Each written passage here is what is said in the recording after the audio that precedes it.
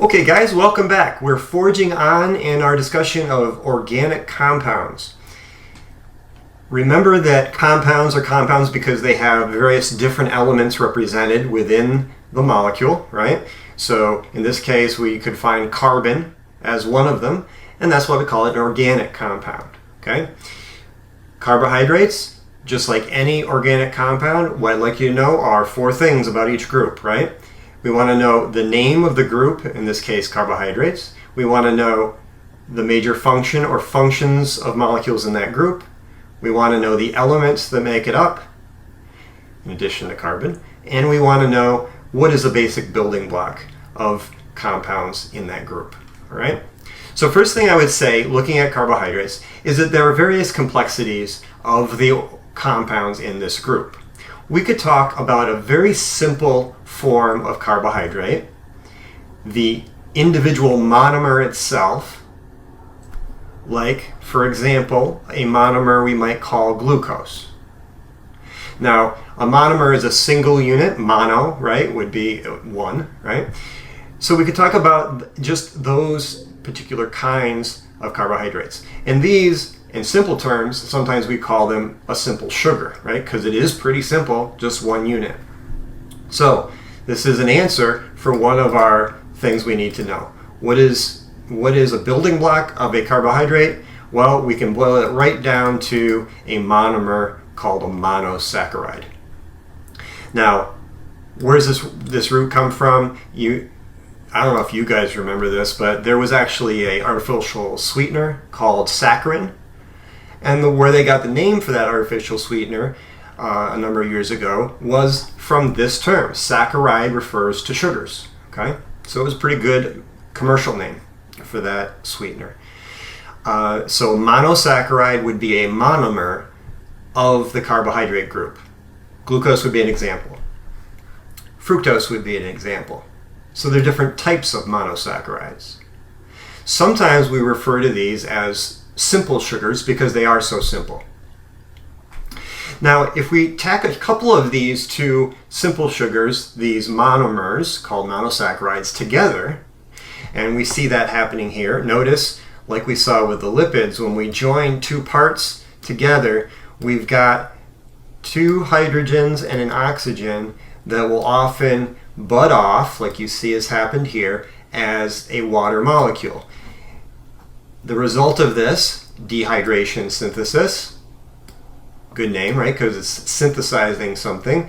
A new bond was formed right here between, in this case, glucose and fructose. Now this is just a little more complex, all right?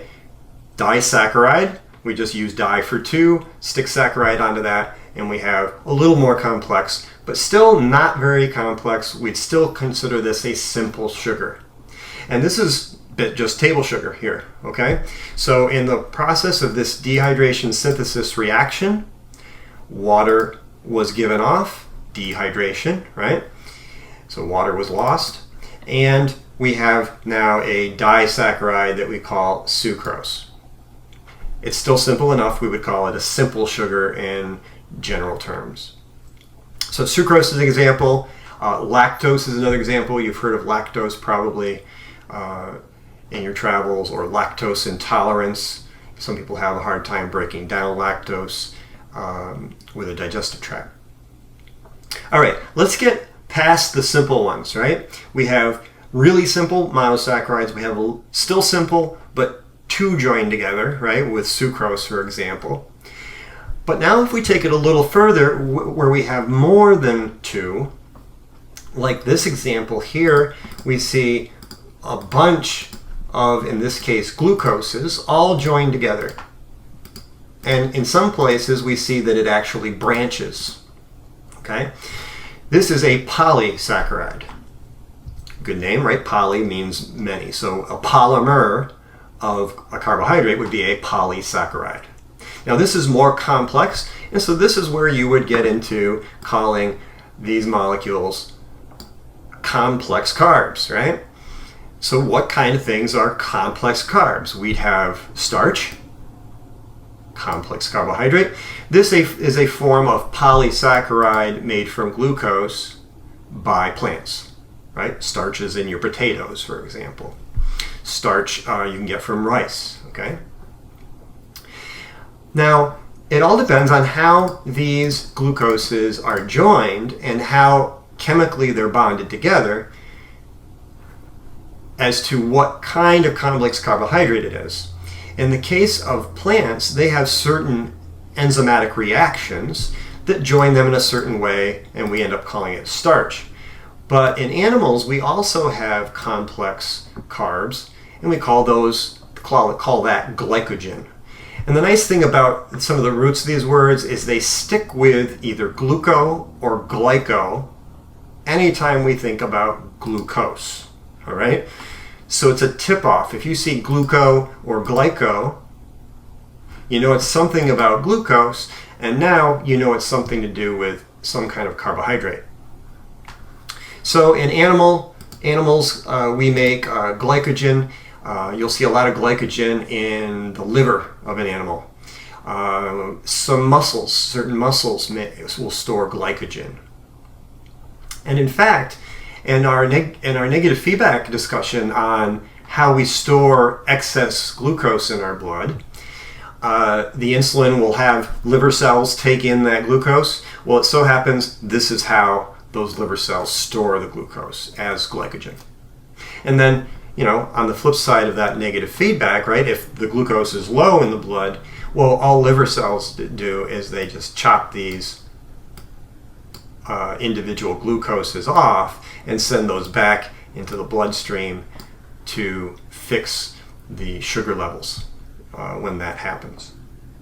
Now, the last complex carb that I'll mention is also a plant complex carbohydrate, but the way that these glucoses are enzymatically bound to one another is not something that animals, when they digest plants, it's not a kind of chemical bond that we can break down, okay? So when we consume starch, potatoes, we can break down that and use the sugars out of that starch. But with glucose, we don't have the enzymes to break down, with cellulose, we don't have the enzymes to break down cellulose.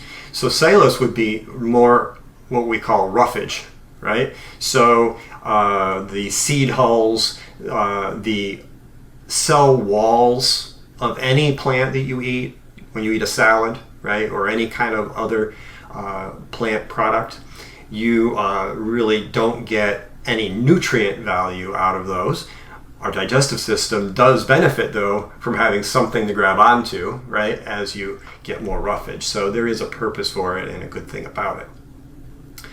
All right, so we've got our building blocks. They're monosaccharides. One of the basic functions of a carbohydrate would be an easily used source of fuel. So it's about energy, but as opposed to lipids, where we had more a storage of energy, with the carbs, we think more about an easily used source of fuel, quick energy. Another thing we need to know about these groups would be the elements, right? So if we look down here, we look at the different elements. I see carbon. Of course, I expect that. This is an organic molecule. I see a bunch of hydrogens. And I see some oxygens. So very much like the lipids, we have CHO, right? So CHO reminds us, first letter of each of those elements, same as for lipids, right?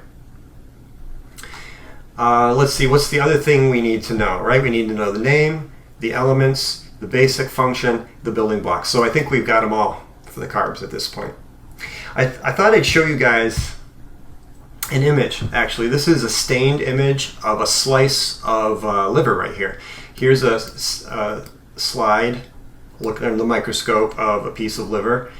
And then over here, we have that same slide, or that same kind of tissue, stained with something that will stain the glycogen, okay? And so you can see here clearly that liver is just stacked full of glycogen, good storage, way to store that glucose, okay? All right.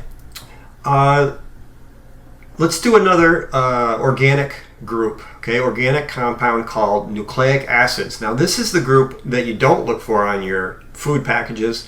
You usually look for the fats, right? Lipids, carbs, and then the proteins we have yet to do. But we don't look for nucleic acids. Nucleic acids are the Na in DNA. So we're not checking our food items in Wegmans to see, does this have DNA in it? But suffice it to say that most of the nutritive products you buy were once a living thing, all right? Even if it doesn't look that way. If you were to get oil, well, oil is pressed out of peanuts, right? Which are living things, right? They're a product of a plant that's living. If we were to look at flour, it doesn't look like a living thing, but flour is actually a product of wheat, so we're going to have DNA in there. It's just one thing that you don't look for in GNC, right? If you go in and you're trying to get, trying to get buff or something like me, it's supposed to be funny, I don't know. It's funnier when I'm in person, but I'm not very big.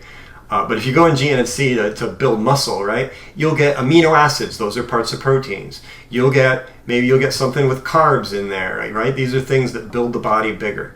Well, you're not gonna. Maybe somebody in GNC will try to sell you something with DNA in it, but it's not something we usually look for. All right, so let's hit some of the big ticket items. I need to know the name. Nucleic acids. That's our name. Okay. A little detail is it's the largest molecule in the body. These are the largest molecules we find in our cells. And function-wise, so for function we can say that these kinds of molecules transfer heredity kinds of information. It's the blueprint for life, right, basically. So that's another way of saying it in a little more sophisticated way. It transfers heredity information from person to person or from cell to cell. Now, the building blocks of nucleic acids would actually be a nucleotide, okay? So here we can see, I'll circle one nucleotide down here. Here's a nucleotide, and it's got a G on it, right? Here's a nucleotide here, and this nucleotide would be a monomer of nucleic acids. And this one has a T on it, right? So we're going to have different types of monomers, different types of nucleotides, based on a certain shape that molecule has, that building block has. We've got G's, T's, we've got A's, and we've got C's. So there are 4 different kinds of nucleotides: adenine, thymine, cytosine, guanine. Now we're going to get into more detail with these 4 types of nucleotides later in Module 2 when we talk a little bit more about genetics, okay? Because this is where we get our blueprint for life, right? And that's basically where we have our genes. They code for lots of other types of molecules that we'll be talking about. You'll also notice that these nucleotides are arranged in a very unique way, almost like rungs of a ladder going across. We have this kind of a helical kind of stairway pattern, and they're held together, guess what? By hydrogen bonds. Remember hydrogen bonds? They were found between water molecules.